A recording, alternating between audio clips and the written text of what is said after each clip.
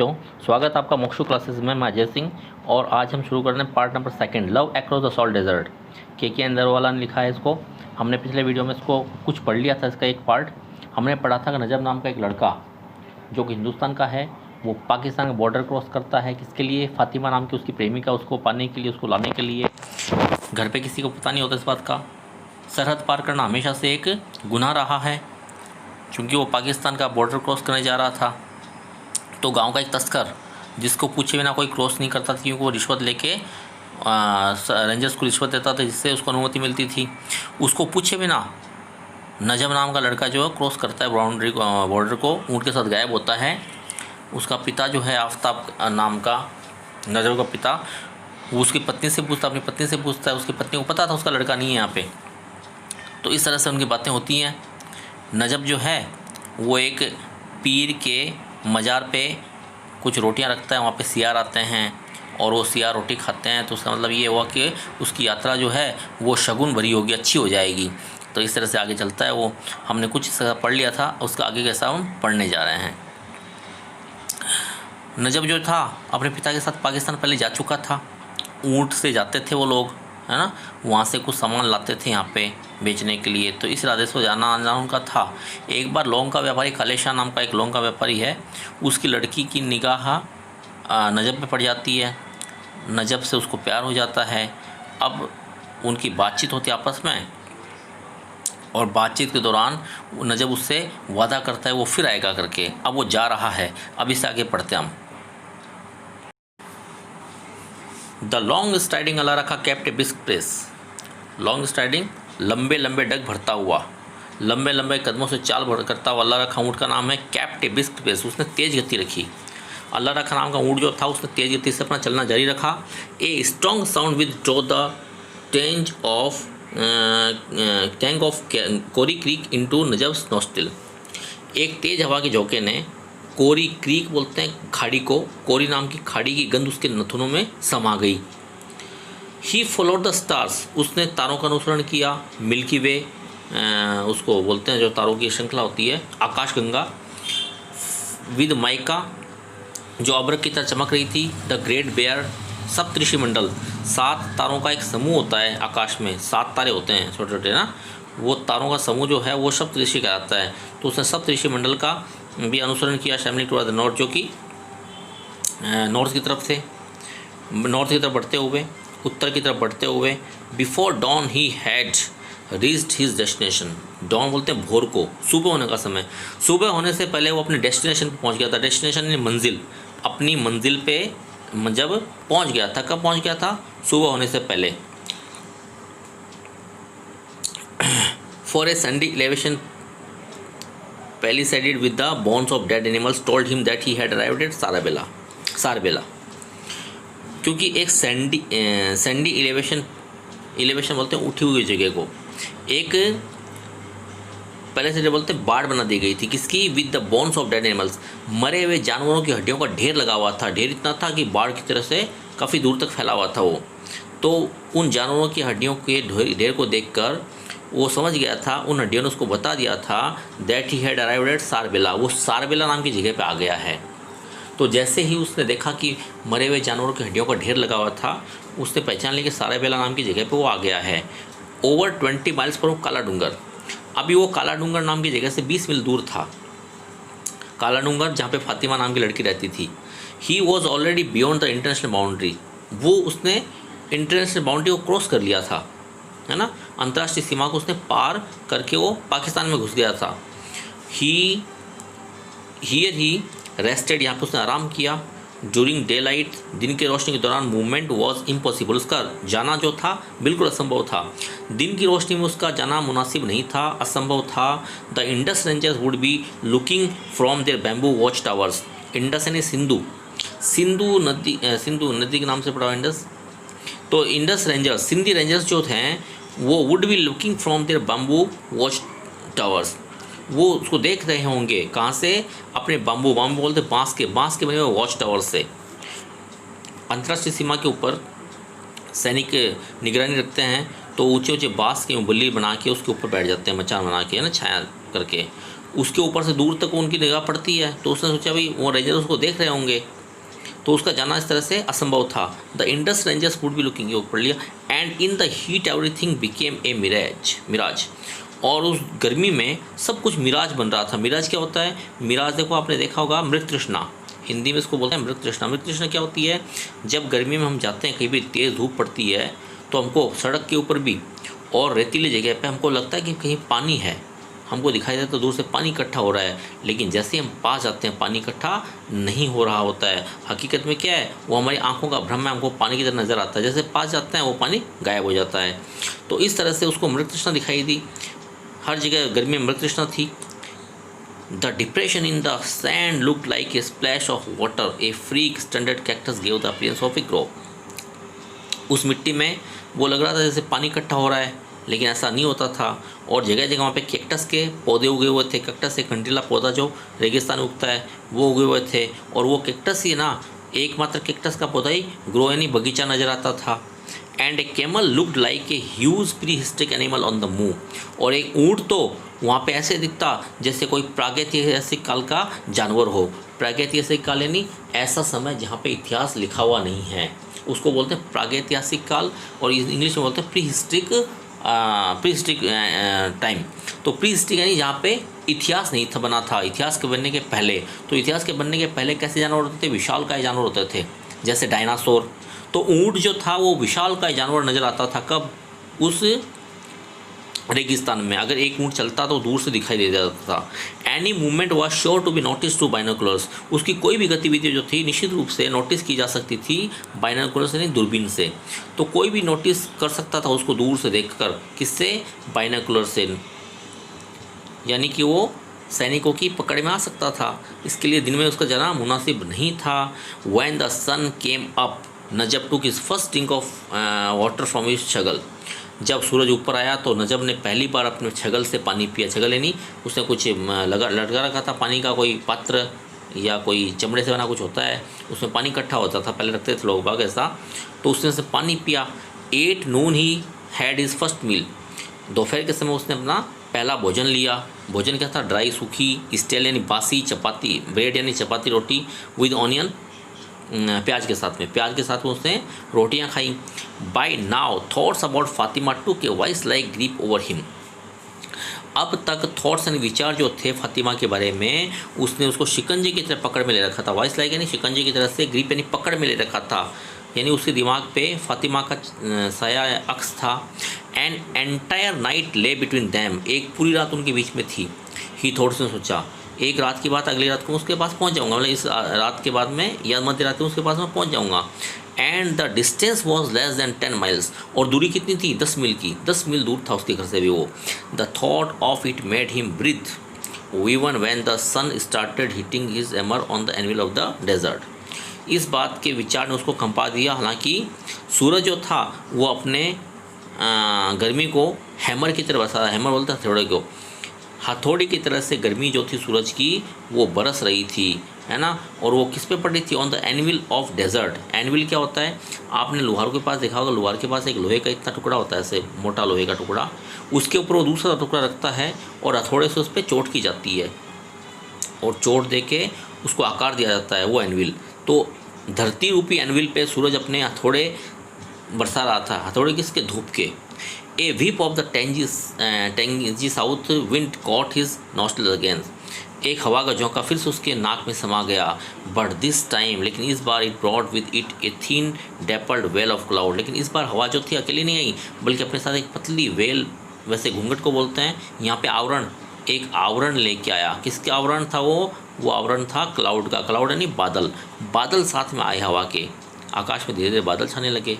Patches of which ले overlapping like fish scales, बादलों के टुकड़े जो थे फिश स्केल्स की तरह, मछली की त्वचा होती ना, इस तरह से दिखाई दे रही थी। With in an our this corrugated cloud had covered A substantial portion of the sky, 1 घंटे के अंदर ही आकाश का सारा हिस्सा बादलों ने लगभग ढक दिया। Looking for all the world like a stage of wind rippled sand, तलाश करते हुए हर जगह संसार में जैसे कोई रेत का गुबार हो। तो वो बादल जो थे वो छा गए। जिस प्रकार से आंधी के समय रेत छा जाती है आकाश में, उस प्रकार से वो बादल छा गए थे। अब आगे देखिए क्या होता है। Yes this was the time, हाँ ये समय है। बादल छाने से कुछ रोशनी कम हो गई थी, उसको लगा हाँ अब ये समय सही है। He got up and shook his sand from his turban, वो उठा एंड शूक द सैंड, उसने हिलाया, मिट्टी झटकाई, फ्रॉम हिज टर्बन, अपनी पगड़ी से। Even as he harnessed his camel he thought that Allah Rakha was looking at his quizzically as if asking what hell he was up to. जैसे उठा, अल्लाह रखा नाम के उसके ऊँट ने उसको कोतुल भरी आंखों से देखा। कब देखा? जब उसने उसकी काठी रखी है ना बैठने के लिए, जैसे उसकी काठी जजाई उसने ऊँट के ऊपर, तो उसने ऊँट ने भी उसको क्विजिकली देखा, है ना, आश्चर्य भरी निगाहों से देखा, जैसे कि वो पूछ रहा हो कि क्या हेल वो करने जा रहा है ना। जैसे उसको ऊँट पूछ रहा है कि भाई तू क्या पागलपन करने जा रहा है ना। अभी रात थोड़ी हुई थी, रात नहीं हुई थी, बल्कि बादलों से थोड़ी रोशनी कम हो गई थी। फिर वो उठा तो ऊँट ने उसको देखा, लगा उसको जैसे ऊँट पूछ रहा है उसको कि तू क्या पागलपन करने जा रहा है। At one level of conscious he knew, उसके दिमाग के एक हिस्से में, एक स्तर पर, अपने होश के स्तर पर ही न्यू, जानता था दैट इट वाज मैडनेस, कि वो उसका पागलपन था। He knew of overworked camel dying of fatigue, वो जानता था कि थकान से भरे हुए कैमल यानी मर जाते हैं, फैटिग यानी थकान से मर जाते हैं। और क्या देखा जाता था वो, of the patrolling parties of BSF and Indus Rangers of the mirage checkered, वो ये भी जानता था कि BSF की और इंडस रेंजर्स की पार्टी जो है वो घूमती रहती है। पेट्रोलिंग पार्टी गश्ती दल जो है चक्कर लगाता रहता है सरहद के आसपास। वो जानता था कि किस प्रकार से मिराज धोखा देती है, किस प्रकार से मृगदर्शना रेगिस्तान में धोखा देती है, ट्रैकल्ड वेस्टर्स ऑफ डेजर्ट, और जानता था किस प्रकार से बिखरी हुई रेत कहाँ तक है ना, तो सब कुछ जानता था। But he succumbed to a rush of blood and the face of Fatima beckoned him like a mirage, लेकिन फिर भी वो फातिमा का चेहरा उसके सामने आ गया था एक मरीचिका की तरह से, और जिसके वो बंधन में बन चुका था, वो बन चुका था एक बंधन में, एक बस में आके रह गया था, वशीभूत होकर रह गया था फातिमा के चेहरे का उसके सामने आते ही। उसको फातिमा के सिवाय कुछ दिखाई नहीं दे रहा था। मतलब ये हो गया। Najab cross the international boundary pillar number 1066, pillar number 1066 को उसने पार कर लिया, है ना, जो कि अंतर्राष्ट्रीय बाउंड्री पे पिलर लगे थे, उसको 1066 नंबर का पिलर उसने पार कर लिया। ही न्यू, वो जानता था the track he had to tack, वो रास्ता जो उसने लिया था, bisecting the two post of the Indus rangers at Jagrati and Vingur. और वो जगह कहाँ थी? वो जगतराई, जगह का नाम है जगतराई, और विंगूर नाम के पास में थी, है ना। उन दोनों जगहों के बीच में वो जगह थी जहाँ से वो निकल रहा था। आगे देखिएगा। But he stayed over so slightly, लेकिन वो स्टेड ओवर सो स्लाइटली, भटक गया, अपना रास्ता उसने थोड़ा भटक गया वो। And from their watch tower they saw through their binoculars the sleek camel, और अपने बाइनाकुलर्स यानी दूरबीन से, दे यानी उन्होंने, रेंजर्स ने, सा उसको देख लिया। ठीक है, किसको देख लिया? ऊँट को। उन्होंने उस गर्मी में जो ऊँट चल रहा था, है ना, उस चमकीले ऊँट को, स्लीक यानी चमकीले ऊँट को उन्होंने देख लिया था। Warped and distorted by the heat steamer into a lumbering leviathan, जो कि चलते चलते गर्मी से विकृत और विरूपित लग रहा था। गर्मी से विकृत निकलने वाले ऊँट को उन्होंने अपने दूरबीन से देख लिया था। And Indian slipped into their territory with तेंदुलीफ राइट अंडर देयर नोजेस, एक भारतीय निकल गया था उनकी टेरिटरी यानी क्षेत्र में, विद तेंदुलीफ, बीड़ी बनाने वाले पत्तों के साथ में, राइट अंडर देयर नोजेस, अपने नाक के नीचे। ये तेंदुलीफ वगैरह, हम इसका जिक्र पहले पार्ट में आ चुका है कि तेंदू के पत्ते जो बीड़ी बनाने के काम आते हैं उसको लेके वो बेचने जाया करते थे। तो रेंजर्स ने जान लिया था कि किस प्रकार से एक हिंदुस्तानी लड़का जो है वो पार कर गया था। हिंदुस्तानी ने उनको चकमा देके बॉर्डर क्रॉस कर लिया, एंड दैट टू, और ये भी जानते थे कि without paying any hush money, उनको उसने रिश्वत भी नहीं दी थी। They were not going to stand for it, वो इस बात को सहन करने वाले नहीं थे। ये बात उनको सहन नहीं थी कि बिना रिश्वत दिए उनको कोई चला जाए। Najab was in a trance now, event flashing past him like figures on a screen. अब जैसे ही उन्होंने उस नजब को देखा तो क्या हुआ, नजब जो था वो अतीत की यादों में खोया हुआ था, सब कुछ उसके दृश्य पटल पर आकृति की तरह आ रहा था, जैसे स्क्रीन होती है, पर्दे होता है फिल्म का, वैसे उसको सब कुछ दिखाई दे रहा था, पीछे का गुजरा हुआ सोच रहा था वो। द माइल लॉन्ग चेज, मीलों लंबी चेज होती रही, यानी वो रेंजर्स जो थे उसका पीछा करते रहे। द फायरिंग फ्रॉम बिहाइंड, और पीछे से उसके फायरिंग भी हुई, और the spent bullets sleeping in the sand, और मिट्टी में उनके चलाए हुए गोलियों के खोखे भी गिरे। And then the rising wind which churn the dust into his eyes and then rose between the hunter and the hunted. उड़ती हुई रेत, ठीक है, उड़ती हुई रेत जो थी, धूल का गुबार जो था उसकी आंखों में भर गया, और इसी प्रकार से धूल का शिकार और शिकारियों के बीच में वो एक धूल का गुबार जो था दीवार बन गया था। जैसे वो चला जा रहा था अपने ऊँट पे, ऊँट तेज चल रहा था, धूल उड़ रही थी, है ना, और वो धूल उनके बीच में क्या कर रही थी, दीवार का काम कर रही थी, वो ओझल हो रहा था नज़रों से उन रेंजर्स के। When the dust settled half an hour later he was alone in the run, और जब जैसे ही वो धूल आंधी का गुबार, है ना, थोड़ी मिट्टी उड़ी होगी आंधी, तो उस आंधी का गुबार जैसे ही शांत हुआ, नीचे बैठ गया, वैसे ही उसने पाया कि वो रन में अकेला था, उसको कोई भी रेंजर उसके पास में नहीं था। The next few hours pass in days, अब अगले कुछ क्षण थे, अगला कुछ घंटे जो थे उसके लिए डेज यानी घबराहट में बीते। He was मॉर्टली scared that Allah रखा मे डाई ऑफ फैटिक, वो पूरी तरह से डरा हुआ था, वो डर गया था कि थकान से अल्लाह रखा जो था उसका ऊँट जो था मे डाई ऑफ फैटिक, मर नहीं जाए। To ease him of his burden he now started walking beside him, उसके वजन को कम करने के लिए अब उसने ऊँट से उतर गया वो, और वॉकिंग बिसाइड हिम उसके साथ साथ चलने लगा, है ना, ऊँट को उसकी वो रस्सी पकड़ के उसके साथ साथ चलना उसने शुरू कर दिया पैदल ही। Within an hour the sale had scraped the callus from his feet and scarred them with agonising cracks, एक घंटे के अंदर तपती हुई धूप में उसके पैर जो थे वो उधर गए, यानी उसमें फफोले पड़ गए और उनमें क्रैक पड़ गई, दरारें पड़ गई, यानी गरम रेत पे चला ना, तो चलते चलते उसके पैर के तलवे जो थे, उसकी त्वचा जो थी वो छिल गई थी, घाव हो गए थे उसमें। Under a hot tin sky the run was blazing now, गरम तपते हुए सूर्य के नीचे, आकाश के नीचे, the run was blazing now, अब रन जो था वो ब्लेजिंग गरम धधक रहा था। Throwing up vile needles which hurt the eyes, और वो आग जो थी, सूर्य की धूप की आग, वो नीडल्स ने सुइयाँ बरसा रही थी जो उसकी आंखों में चुभ रही थी। गर्मी का नज़ारा है, गर्मी का नज़ारा प्रस्तुत किया है कि सूरज की गर्मी ऐसी थी जैसे सुइयाँ बरस रही हो जो उसकी आंखों में चुभ रही थी। And as the run palpitated it haunted with him with its mirage, अब जैसे जैसे वो चल रहा था, रन प्रदेश तपने लगा था, वो सो मरीचिका से उसको डरने लगने लगा, है ना, वो क्या बोलते हैं, pulls of shadow scoop half moons of water, जगह जगह उसको पानी के भरे हुए गड्ढे नजर आने लगे, जबकि वो पानी नहीं था, हकीकत में वो मिराज था, है ना, मृत तृष्णा थी।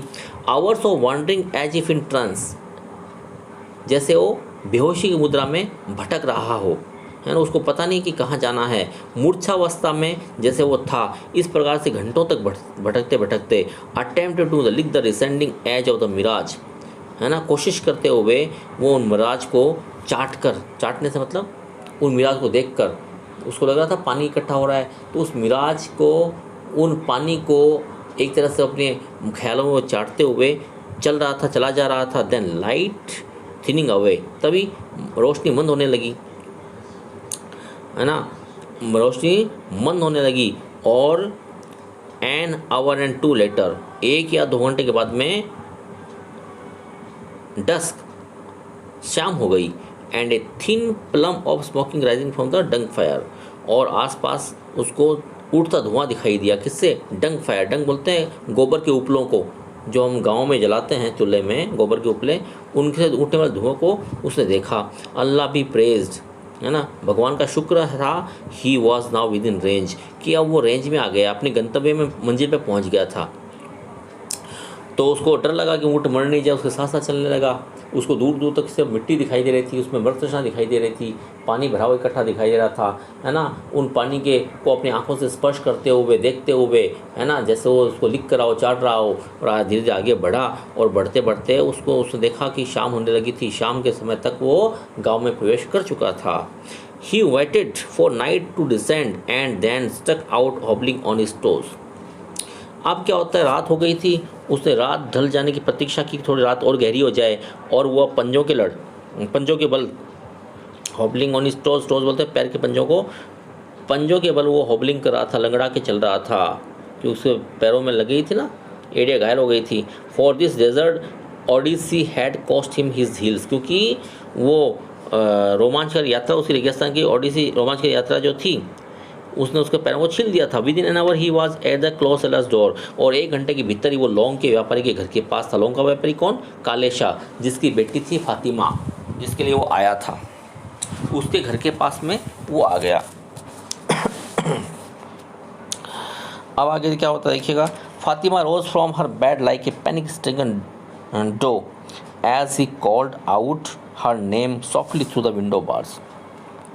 रात हो चुकी थी, फातिमा उठी फ्रॉम हर बेड, अपने बिस्तर से, like a panic stricken doe. Panic stricken तनाव को बोलते हैं, पैनिक बहुत ज़्यादा तनाव या डर, ठीक है, और डो बोलते हैं इसको हिरनी को।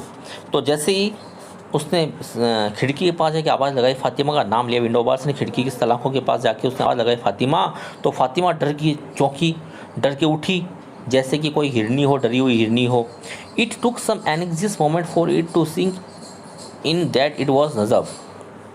उसको कुछ क्षण लगे नजब को पहचानने में, उसको थोड़ा टाइम लगा कि वो नजब ही था। Her lustrous eye lit up to the dark of the room as he open the door, और जैसे उसने दरवाज़ा खोला, उसकी आंखें जो थीं उनकी चमक से कमरे में उजाला हो गया। ये अतिशोक्ति है यहाँ पे, तो उसकी आंखों से कमरे में उजाला हो गया। 2 hours बिफोर डॉन, डॉन बोलते सुबह को, भोर होने से पहले, 2 घंटे पहले, आधी रात के बाद का समय, सुबह होने से पहले। Kale Shah was woken up by the beat constable banging on the door. आधी रात का समय था, आधी रात के बाद का समय था, सुबह होने से 2 घंटे पहले। काले शाह नाम का लौंग का व्यापारी, फातिमा का पिता, जगा। किसकी वजह जगा? क्योंकि कांस्टेबल जो थे उनके दरवाजे को बैंग कर रहे थे, खटखटा रहे थे ज़ोर ज़ोर से, और वो क्या कहते हैं, वो कहते हैं smuggler has come across the run. एक स्मगलर नहीं, तस्कर, एक तस्कर जो है वो सीमा पार करके आया, रन पार करके आया, काले शाह उसका नाम है। You wouldn't know anything about him, तुम उसके बारे में कुछ नहीं जानते। क्या जानते हो? ताना मारते हो पुलिस वाले, क्योंकि वो खुद तस्करी का काम करता था। तो काले शाह बोलता है, कसम तुम्हारी, not a sparrow has entered the house, कि आपकी कसम, एक भी परिंदे ने भी घर में पंख पर नहीं मारा है, और द विलेज, गांव में नहीं मारा। Even the dogs have not been barking today tonight तक कि तो आज रात कुत्ते भी नहीं भौंके, है ना, नहीं तो कुत्ते किसी अनजान को देख के भौंकते हैं, लेकिन आज तो कुत्ते भी नहीं भौंके, कोई नहीं आया मेरे पास तो। Then he added with a knowing wink, फिर उसने अपनी बात आगे और जोड़ी, पलके झपकाते हुए उसने जानबूझ के उसको पूछा कि why should a smuggler come to me, भला एक तस्कर मेरे पास क्यों आना चाहिए, तस्कर का मुझसे क्या काम, क्यों आएगा तस्कर मेरे पास में। But the law was not amused, लेकिन वो कानून के रखवाले जो थे, वो सिपाही जो थे, वो आनंदित नहीं हुआ जो पूछ रहा था। उसने कहा, काले शाह, ही सेड सैडोनिकली, उसने उसको पूछा सैडोनिकली, तिरस्कारपूर्ण अंदाज में, ताना मारते हुए, तिरस्कार के साथ कहा, your belly is stuffed with silver, तुम्हारी बेली बोलते पेट को, तोंद, तुम्हारी तोंद जो है ना उसमें चांदी भरी हुई है, यानी तुमने बहुत सारा लूट का माल खा रखा है, फोकट का माल खा रखा है। It wood out way even the dirt of your heart, और वो आगे ये भी कहते हैं कि तुम्हारे दिल में जितनी गंदगी है उससे कहीं ज़्यादा वजन तुम्हारे पेट में है। The constables word rattle like a sack of empty cans in his head and prevented him from sleeping. उस सिपाही के शब्द उसको खाली डब्बे के बजने जैसी आवाज़ आ रही थी। कनस्तर बोलते हैं कोई डब्बा खाली लोहे का, जैसे पीपा बोलते हैं हम, है ना, वो कैन कनस्तर को बोलते हैं, कनस्तर वो पीपा। तो खाली डब्बे को जैसे बजाते हैं उस प्रकार से उस कांस्टेबल की आवाज़ जो थी उसके कानों में पड़ रही थी। You have a guest, said Fatima as he brought him from tumbler of hot steaming milk next morning. आपके पास एक मेहमान आया है, ऐसा फातिमा ने कहा। जैसे वो अगले सुबह ब्रॉट हिम लेके आई टम्बलर बोलते गिलास को, हॉट एंड गर्म स्टीमिंग भाप उठती हुई मिल्क एंड दूध। नेक्स्ट मॉर्निंग अगली सुबह जब जैसे ही फातिमा अपने पिता के पास में दूध का गिलास लेके आई जिसमें से भाप उठ रही थी, उसने कहा आपके पास मेहमान आया है, आपके घर पे मेहमान आया है। इट इज़ नजब आया है। He stayed the night in the cattle shade, रात को वो पशुओं के बाड़े में रुका था। For a moment he was terrified, एक क्षण के लिए तो वो डर गया, है ना। कौन डर गया? Kale Shah. A smuggler in the house, the police prowling all around and he did not even know of it। एक स्मगलर यानी तस्कर, एक तस्कर उसके घर पे आया हुआ था, छुपा हुआ था, रह रहा था और पुलिस को ढूंढ भी रही थी, लेकिन he did not even know of it, वो तो इसके बारे में जानता ही नहीं था। his meeting with नजब had been brief, उसकी नजब के साथ मुलाकात बहुत ब्रीफ रही, ब्रीफ नहीं संक्षिप्त, थोड़े समय की रही, है ना। थोड़ी सी मुलाकात उसने की उसके साथ में। The raised fellow had brought no tendu leaf, और उसने जब जाना कि ये दुष्ट लड़का जो है अपने साथ तेंदू के पत्ते नहीं लाया था, तेंदू के पत्ते नहीं लेके आया था, बल्कि क्या लेके आया था? वो अपनी माँ से चूड़ियाँ लेके आया था सोने की। तो कहता है फर्स्ट यू कम अनअनाउंस, पहले तो तुम बिना बताए आए हो। Dragging the police behind you, अपने पीछे पीछे पुलिस को भी लेके आए हो। And then I find you have come with nothing, और फिर मुझे ये पता चलता है कि तुम अपने साथ कुछ लेके भी नहीं आए हो। Trading with you is going to be a dead loss, तुम्हारे साथ में ट्रेडिंग करना, ट्रेडिंग एंड व्यापार करना तुम्हारे साथ में एक नुकसान का सौदा होगा। सन बेटा, with the cops on your back and your hands empty, cop यानी पुलिस वाले तुम्हारे पीछे हैं और तुम्हारे हाथ खाली हैं, ऐसे में तुमसे सौदा करना घाटे का सौदा होगा, ऐसे वो कहता है। काले शाह को जब पता चलता है कि नजब बीड़ी बनाने के पत्ते नहीं लेके आए, है ना, खाली आता है, तो वो कहता है तुम खाली आता है हो, अपने पीछे पुलिस लेके आए हो, बिना बताए आए हो, तो तुम्हारे साथ सौदा करना घाटे का सौदा है। नजब thought that Kale Shah's waist cloth with his black and white checks look like a chess board, Najab ने देखा काले शाह जो है उसकी वेस्ट बोलते कमर पे बांधा हुआ कपड़ा, क्या बांधता था वो? तहमद, लुंगी बांधता था, है ना। उसमें क्या थे? ब्लैक एंड वाइट चेक्स थे, काले और सफ़ेद रंग के चेक बने हुए थे, है ना, इस तरह से काले सफ़ेद रंग के डब्बे बने हुए थे। तो उसको लग रहा था कि ये उसकी लुंगी जो है ये कोई चेस का बोर्ड है, चेस बोलते हैं शतरंज को, शतरंज खेलने का बोर्ड है। नजब को ऐसे लग रहा था। He would have to make his move carefully, वो अपने सारे प्रयास जो था बड़े सावधानी के साथ कर रहा था। उसको पता था कि उसके साथ बहुत सावधानी चलना होगा। उसने उसको क्या किया?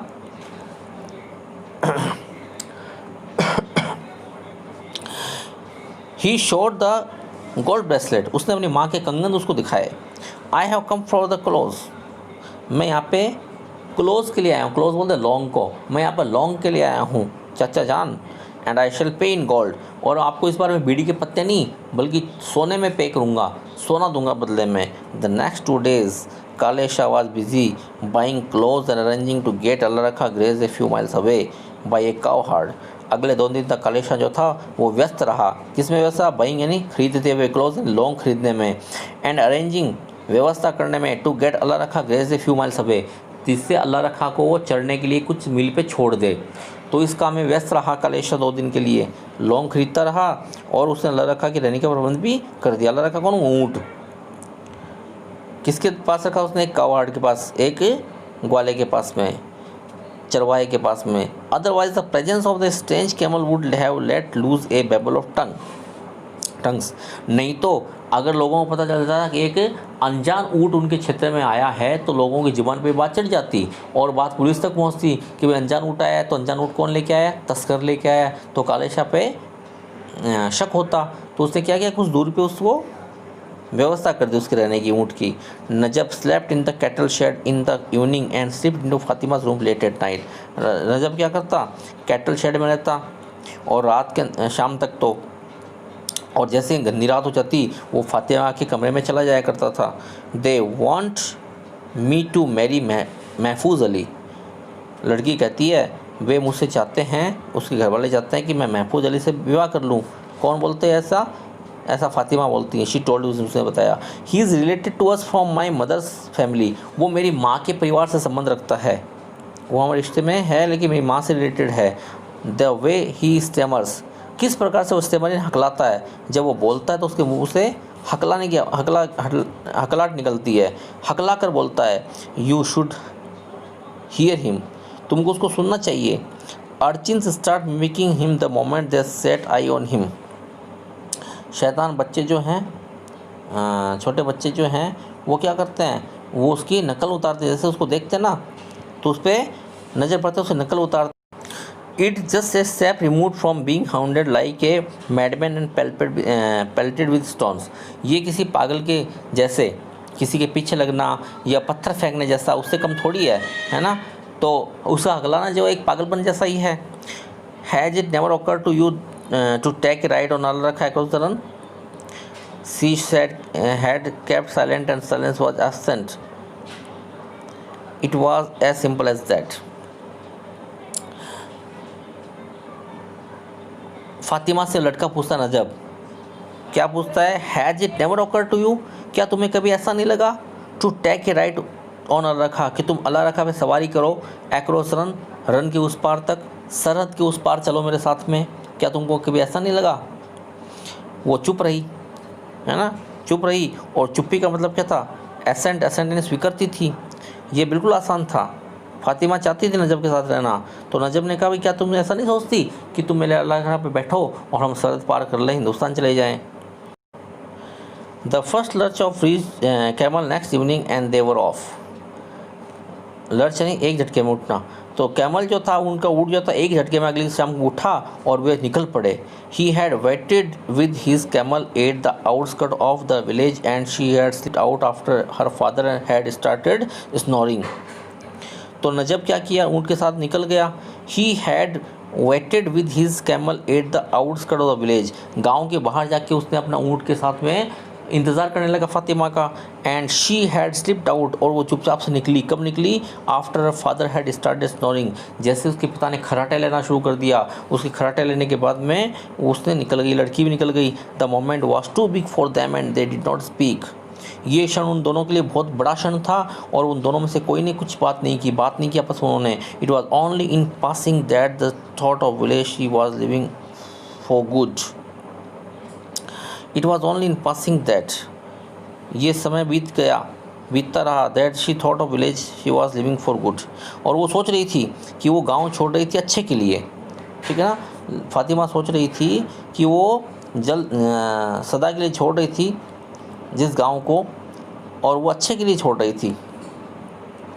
As for quitting one country and entering another she never gave it a thought, जैसे ही उसने अपना देश छोड़ा दूसरे देश में जाने के लिए, है ना, ऐसा उसने कभी सोचा नहीं था कि वो अपना देश छोड़ के दूसरे देश में जाएगी। Way did one have the time for Pakistan and Hindustan when one was eloping with one's love and cross the desert which divided both physically and symbolically, बल्कि कौन हिंदुस्तान पाकिस्तान की बात करता है? किसके पास पाकिस्तान हिंदुस्तान के बारे में जानने का सोचने का वक्त होता है? जब अपने प्रेमी के साथ कोई भाग रहा हो, है ना, या रेगिस्तान पार कर रहा हो, जो कि भौतिक रूप से एक सरहद बनाता है, दो देशों को अलग करता है। For her it mean just a shift in dialect, a smell of Kutchi edit and little of Sindhi sand paid away. उसके लिए तो क्या मतलब था? मतलब डायलेक्ट का मतलब, डायलेक्ट बोलते हैं बोली को, क्षेत्र की बोली, किसी गांव की क्षेत्र की बोली तो डायलेक्ट बोलते हैं। उस लड़की के लिए ये सब कुछ कैसा था? केवल बोली का बदलाव था कि यहाँ पे उसको अलग भाषा बोलनी पड़ती है, वहाँ पे थोड़ा अलग भाषा बोलनी पड़ेगी, है ना। उसमें क्या बोलना पड़ेगा? वहाँ पे कच्छ के क्षेत्र की भाषा बोलनी पड़ेगी, ये सोच रही थी वो। और सिंधी भाषा को थोड़ा कम करना पड़ेगा, ये उसके मन में विचार चल रहे थे। And the camel lurched and bumped onwards and Najab drove him hard. ऊँट जो था झटके खाता हुआ आगे बढ़ा जा रहा था और नजब जो था उसको तेज़ी से हाँक रहा था। By the time they reach Sarbela she was exhausted and fell asleep. जिस समय वो लोग सरायवाला पहुँचे उसको थक कर नींद आ गई थी। किसको? फातिमा को। She woke up in the afternoon to find the sky overcast, और दोपहर को, अगले दिन दोपहर को उसकी आँख खुली और उसने पाया कि स्काई ओवरकास्ट हो रहा था, आकाश में बादल छाए हुए थे। It turned ominous in the evening with depth upon depth of dark as nimbus gathering at the summon of a storm god। ये एक तरह से अपशगुन जैसा हो गया था जब हवा जो थी उसके बुलाने पर बादल छा गए थे आकाश में और वो जमा होने लगे थे। बादल जो थे वो जमा होने लगे थे जैसे कोई तूफान आने वाला हो। Another night they journeyed facing the wind with hurled the sand in their faces। और एक रात उन्होंने और यात्रा की हवा का सामना करते थे, हवा का सामना करते हुए, और उस हवा में आंधी उड़ रही थी। रेगिस्तान में आंधी उड़ती है, आंधी चलती है, तो आंधी जो थे सैंड देयर फेसेस, उसकी मिट्टी जो थी उनके चेहरों पे टकरा रही थी। As they neared Khavda, the thunder started rolling and reverberating across the skies। जैसे वो लोग खावदा के निकट पहुँचे, आकाश में बादल छा गए थे, वो बादल गरज रहे थे। स्टार्टिंग रोलिंग एंड रेवरबरेटिंग, गूंज उठा थे, और ये गूंज जो थी आकाश में दूर तक फैल रही थी। अक्रॉस द स्काई, आकाश में फैल रही थी गूंज। 3 times during the night Aftab had open the door. Aftab कौन है? नजब का पिता। नजब कौन? वो लड़का जो फातिमा को लेके आ रहा है पाकिस्तान से। 3 बार रात को आफ्ताब ने, नजब के पिता ने, हैड ओपन द डोर, दरवाज़ा खोल के देखा। Thinking his son has come, ये सोच के उसका बेटा वापस लौट आया है ना। बादल गरज रहे थे, बारिश हो रही थी, बादल छाए हुए थे, है ना, बिजली की गड़गड़ाने की आवाज़ आ रही थी। तो गड़गड़ाने पे 3 बार उठ के उसने देखा कि उसका बेटा शायद आ गया है। But it was only the wind knocking against the door, लेकिन कुछ नहीं था, हवा थी जो बार बार उसके दरवाजे को टकरा रही थी। उसको लग रहा था उसका बेटा खटखटा रहा है, जबकि हवा उसके दरवाजे को बजा रही थी। This time the bagging was persistent, लेकिन इस बार वो बैगिंग यानी दरवाजे के खटखटाने की आवाज़, ये खटखटाने की आवाज़ जो थी ये लगातार बनी रही। इस बार आवाज़ लगातार आ रही थी, यानी इस बार हवा की वजह से बज नहीं रहा था दरवाज़ा। When he unlatched the door he found अल्लाह रखा shying away from a streak of lightning। और जैसे उसने दरवाज़ा खोला, है ना, किसने खोला दरवाज़ा? उसके पिता ने, आफ्ताब ने। कुंडी हटा के दरवाज़ा खोला तो देखा कि बिजली की चमक में अल्लाह रखा जो तो शाइंग अवे यानी शर्मा रहा था। अल्लाह रखा कौन? वो ऊँट। उसको देखा कि उसका ऊँट खड़ा हुआ था, है ना। Huge isolated drops of rain were falling. Huge यानी विशाल विशाल बड़ी बड़ी अलग अलग बूंदें जो थीं वो आकाश से गिर रही थी, है ना, अलग अलग बूंदें जो आकाश से गिर रही थी, बरसात की बूंदें। किकिंग अप द डस्ट, और वो क्या कर रही थी? बूंदें, तेज़ बूंदें जो थी वो डस्ट को, धूल को, मिट्टी को जो थे उड़ा रही थी, कीचड़ उड़ा रही थी। आफ्ताब स्टिल्ड हिमसेल्फ, आफ्ताब जो था उसने अपने आप को थोड़ा मजबूत किया। He would not allow any relief any expression of joy to show on his face. उसने अपने चेहरे पे कोई भाव नहीं दिखाया, है ना, कोई राहत की या खुशी का कोई भाव उसने अपने चेहरे पे आने नहीं दिया। एक्सप्रेशन बोलते हैं भाव को, जॉय यानी आनंद का भाव या कोई रिलीफ, आराम का भाव उसने चेहरे पे नहीं दिखाया। किसने? आफ्ताब ने। सॉरी, आफ्ताब ने नहीं, हाँ, आफ्ताब ने, उसके पिता ने। सन हैव यू ब्रॉट एनीथिंग, बेटा क्या तुम कुछ लेके आए हो? ही आज उसने पूछा, नजब से उसने पूछा कि क्या तुम अपने कुछ लेके आए हो साथ में। An edge of iron deliberately introduced into voice। उसने अपनी आवाज़ में थोड़ी कठोरता शामिल कर ली थी। एज बोलते किनारे को, एक असर, ऑफ आयरन लोहे का, डेलिबरेटली जानबूझ के उसने अपनी आवाज़ में लाया। कठोरता के साथ अपने बेटे से पूछा, बेटा तुम कुछ लाए हो? तो लड़का कहता यस, ही रिप्लाइड, उसने जवाब दिया हाँ। एज ही अशर फातिमा इन, उसने फातिमा को अंदर लाते हुए कहा कि हाँ मैं कुछ लाया हूँ। क्या लाया था वो? फातिमा को साथ लाया था। The rain storm down and swept away 3 years of drought. तेज़ बारिश शुरू हो गई थी और इस बारिश ने स्वेप्ट अवे ने धो दिया, है ना, बहा के ले गई। किसको बहा के ले गई? 3 साल के ड्रॉट को। ड्रॉट बोलते सूखे को, अकाल को। 3 साल का सूखा भी उस बारिश ने धो दिया। तो इस प्रकार से फातिमा का उस घर में प्रवेश हुआ, है ना। नजब जो था वो फातिमा को अपने घर ले आया था और उसने अपनी इच्छा को पूरा कर लिया था। अभी फ़ातिमा और वो दोनों एक दूसरे के साथ रहना चाहते थे, शादी करना चाहते थे, तो फ़ातिमा उसके साथ आ गई थी। और फ़ातिमा का आना उस गांव के लिए शकुन बन के आया, क्योंकि 3 साल से जो अकाल पड़ रहा था उस अकाल को बारिश ने ख़त्म कर दिया था। तो इस प्रकार से कहानी पूरी होती है। मैंने आपको वर्ड टू वर्ड बताने की कोशिश की है। उम्मीद करता हूँ आपको समझ में आया होगा। समझ में आया तो लाइक करिएगा, शेयर करिएगा। चैनल को किसी ने अब तक सब्सक्राइब नहीं किया तो प्लीज़ सब्सक्राइब जरूर करिएगा। अगले वीडियो में फिर एक नए चैप्टर के साथ में एक नए टॉपिक के साथ मिलते हैं। तब तक के लिए पढ़ते रहिएगा।